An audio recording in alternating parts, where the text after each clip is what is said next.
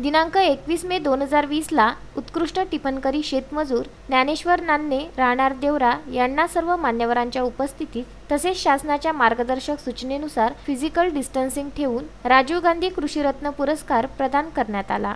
यावर्षी एकूण 15 पुरस्कार प्राप्त, त्यामध्ये उत्कृष्ट शेतकरी, उत्कृष्ट पत्रकारिता, कृषी शास्त्रज्ञ, महिला उद्योजक, बियाणे उत्पादक शेतकरी, संत्रा उत्पादक शेतकरी, उत्कृष्ट गोपालक, उत्कृष्ट बैलजोडी मालक शेतकरी, भाजीपाला उत्पादक शेतकरी अशा विविध क्षेत्रातून निवड करण्यात आली व प्रत्येकाच्या शेताच्या बांधावर जाऊन त्यांचा यथोचित सन्मान करण्यात आला।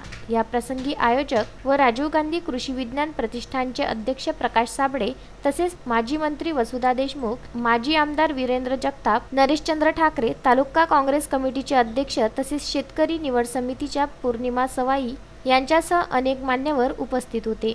कोरोना विषाणू संसर्गामुळे जगामधील विविध क्षेत्र, व्यवसाय व उद्योग लॉकडाऊन झाले आहे, परंतु आमचा शेतकरी अन्नदाता लॉकडाऊन झाला नाही, तो थांबला नाही। त्यामुळे त्याच्या सन्मानात खंड पडू नये व त्याच्या श्रमाचा व त्यागाचा सन्मान व्हावा, यासाठी त्याच्या शेताच्या बांधावर राजीव गांधी यांच्या स्मृती दिनानिमित्त कृषीरत्न पुरस्कार देऊन गौरव करण्यात आला।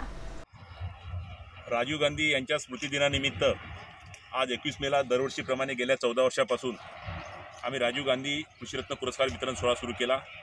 आज त्यानिमित्तानं या देवरा या गावामध्ये आलो आणि देवऱ्याचे एक उत्कृष्ट शेतमजूर जे टिफनकार म्हणतात आणि मराठी भाषेत टिपण्या म्हणतो आपण त्याला, असे ज्ञानेश्वर नान्ने यांना सहपरिवार सहपत्नीक त्यांचा आम्ही सर्व आमच्या आयोजन समितीने, या गावाचे सरपंच आदरणीय पौर्णिमाताई, आदरणीय किशोरभाऊ, आदरणीय रावसाहेब दादा, राणेसाहेब, सर्व गंजाभाऊ पिकले, सर्व मंडळीच्या माध्यमातून आज आम्ही त्यांचा सत्कार केला। त्यामागची भूमिका अशीच आहे की उत्कृष्ट टिफनकरी पुरस्कार आम्ही दरवर्षी देतो, त्याला टिफन असते, टिफनच आम्ही सप्रेममेंट देतो। त्यामागची भूमिका एवढी आहे की तो टिपण्या जो आहे हा सरळ तास काढणारा असते आणि धुऱ्यावरचे भांडणं मिटवणारा असते। आजकाल लक्षात घेतलं पाहिजे की ज्या ठिकाणी पोलीस स्टेशनमध्ये तक्रारी गेल्या शेतकऱ्यांच्या सर्वात मोठ्या प्रमाणात धुऱ्यावरच्या भांडणाच्या पायी तक्रारी गेल्या, त्याचं एकमेव कारण तेच आहे, जर टिपण्या जर सरळ नसला तर धुऱ्यावरचे भांडणं 100% होतात। म्हणून आम्ही एक संकल्पना आणून आज त्यांचा यथोचित त्यांचा गौरव केला की यामागची भूमिकाच एवढी आहे की यावर्षी कार्यक्रम मोठ्या प्रमाणात होता, परंतु सुरेंद्र बिसने, विदर्भ न्यूज, अमरावती।